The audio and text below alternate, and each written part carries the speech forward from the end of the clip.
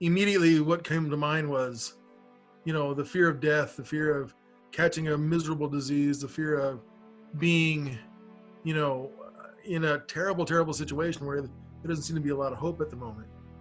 We said, well, we'll come down right now. And they said, no, you can't. You'll have to stay there and we'll call you later.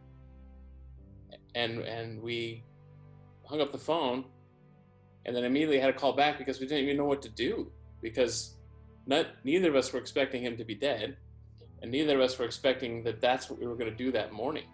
I thought that life being a challenge is not news for us. Life is always challenging us in one way or another. I've been in a wheelchair for like 20 years, and I'm here because I have a disease which has no cure. So I was sitting with my mom for about an hour, and then we got a phone call, and it said that my dad had passed away, and we weren't expecting that to be the outcome whatsoever. They were expecting us to come and tell us where we needed to go to see him, and they'd stabilize him, because that was the idea we got when the people had left. But what this virus is different is that the pain that we're feeling, the isolation we're feeling, is shared by everybody in the universe. Our family can't come in because they'd be quarantined for 2 weeks in California, plus there's no funeral service or no gatherings whatsoever. It's been really hard to be able to grieve in ways you normally would expect. When this thing comes around too, I look at it and I think, wow, I've been in my house for almost 2 months. I don't go anywhere. I see people only through this sort of medium.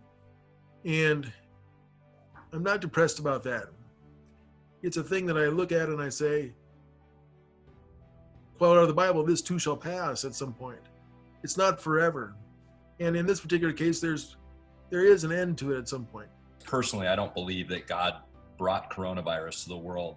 My own personal philosophy is that God is present in all of it to provide strength, hope, peace in turbulent times. And that as Christ followers, we believe that God is active in our world, that he's leading and doing everything that's divinely possible, even though it's not possible for us to understand and see it. And he's inviting us to do the same. I'm hopeful that the church will be renewed as we discover or rediscover what the church is really supposed to be. And also, I think just the reminder that our church is not a building, but a community of people.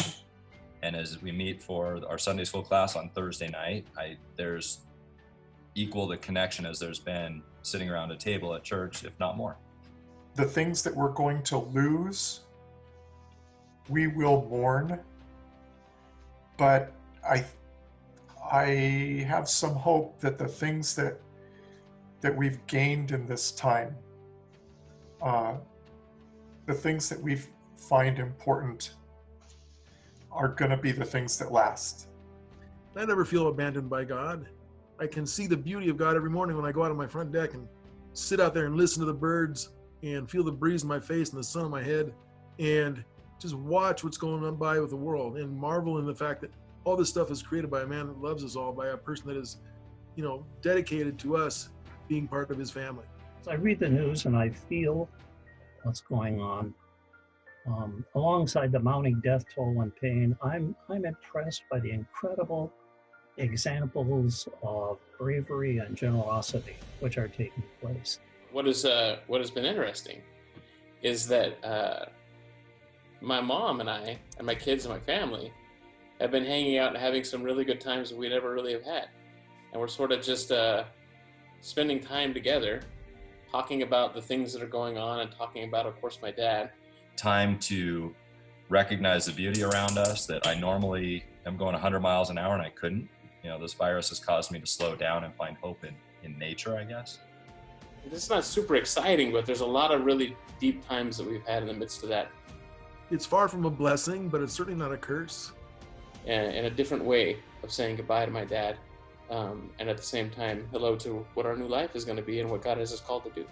And I don't feel any less loved by God, and I don't feel abandoned by him or anything else like that. I think it's just one more thing, and I rely on him every day to keep me going, and he does. I have opportunities now to impact my kids and teach them things that I normally wouldn't. I find hope in that. All of these things together don't provide a cure, but they provide hope.